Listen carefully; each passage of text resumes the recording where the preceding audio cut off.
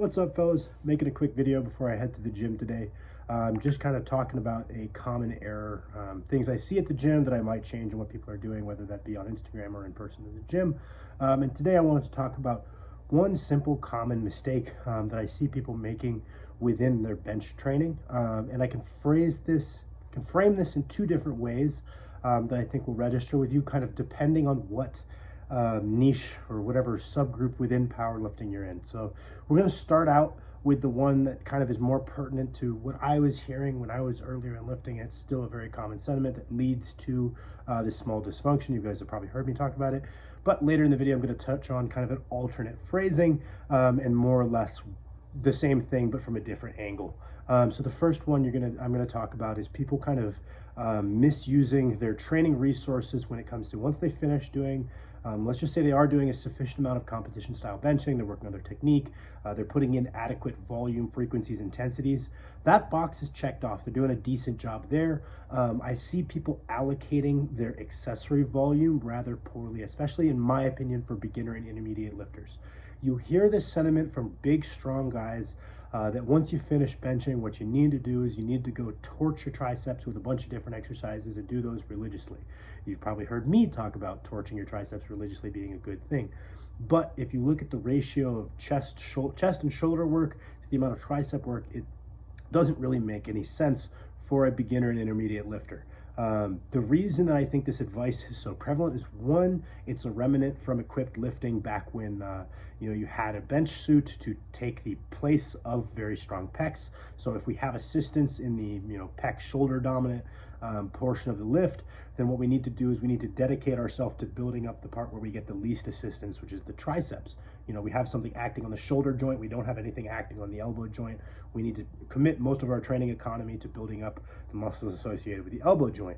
That's one part, but I don't think that's the only part. That's the reason I don't think that this is just some myth from equipped lifting that hasn't died yet. I think there's some truth to it. But what it is when you're a big, strong guy, the limiting factor for how much benching you can do is pretty concretely the amount that your pecs can recover from.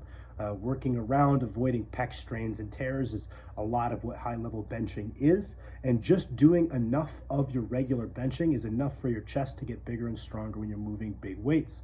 But the triceps could handle more volume, so you want to take up that volume. Like the MRV of the chest ends up being less than the MRV of the triceps. So maybe we do 10 sets of bench this week, 5 sets one session, 5 sets the other. We've topped out our MRV for the chest roughly, but we have probably 10 more sets on top of that because the MRV for the triceps could be 20.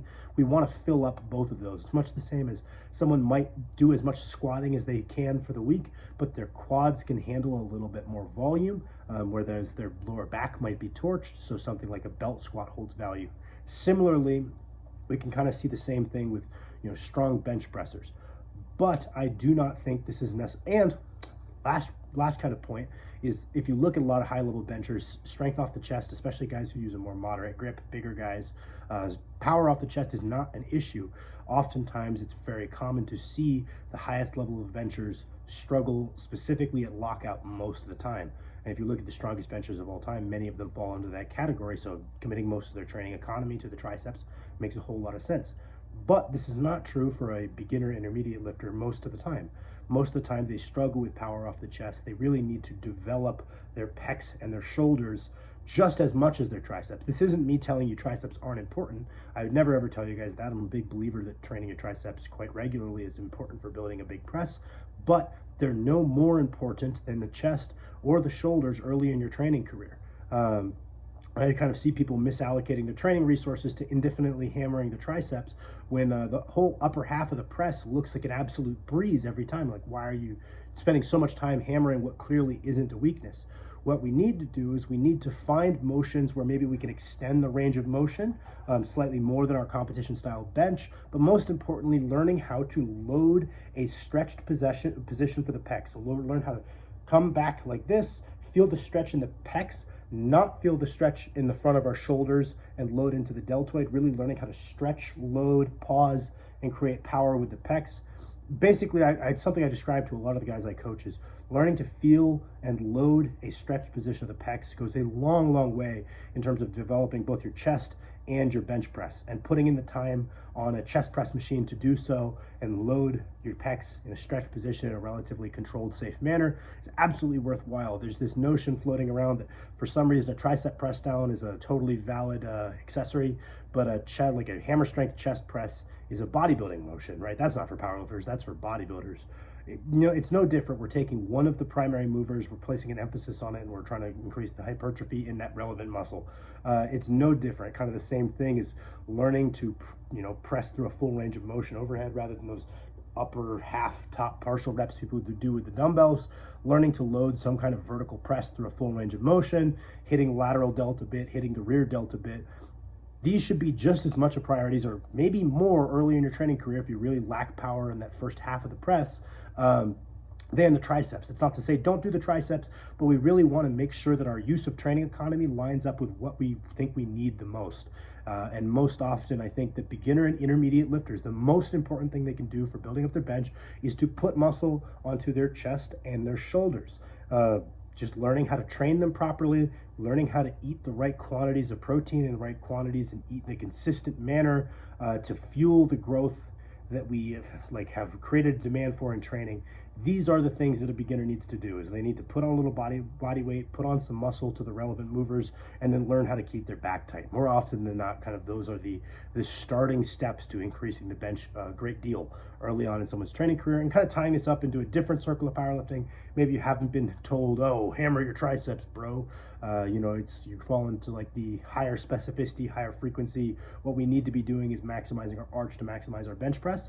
Much the same, a max width grip, high arch bench is not exactly the best way to develop hypertrophy. It's a very good way to display strength within the rules of competitive powerlifting. It's a great motion, but it's not the best way to develop hypertrophy in the relevant muscle groups, right? So doing something where we, again, loading a stretched position of the pecs, training the shoulder girdle through a full range of motion, kind of emphasizing all three heads. Same things apply, right? Maybe they aren't hammering their triceps all the time. What they're doing is they're trying to maximize the efficiency of their press. At some point, much the same, we need to go about putting on some muscle, following those same basic principles of developing the chest, developing the shoulders early on in the training career, and following the lifestyle habits that are going to let us put on that relevant muscle mass. I'm going to try not to babble for too long, so that's basically the gist of the video. If you guys want any clarification, you disagree with me, let me know in the comments. Thank you for watching my video.